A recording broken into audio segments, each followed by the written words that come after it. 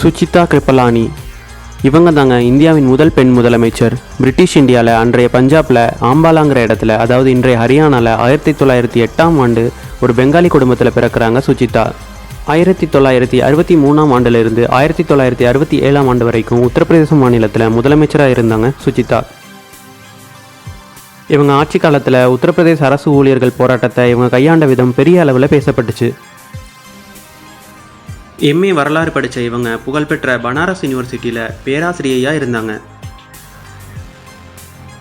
1940 தொடங்கப்பட்ட அகில இந்திய மகிழா காங்கிரஸ் நிறுவனர் இவங்க தான். 14 ஆகஸ்ட் 1947, அதாவது இந்தியாவுக்கு சுதந்திரம் கிடைக்கிறதுக்கும் முதல் நாள், ஜவஹர்லால் நேரு அவர்களுடைய புகழ்பெற்ற உரையான ட்ரைஸ்ட் வித் டெஸ்டினிங்கிற புகழ்பெற்ற பேச்சுக்கும் சில நிமிடங்கள் முன்னால் வந்தே மாதரம் பாடலை பாடினவங்க சுசிதா கிருபலானி தான்.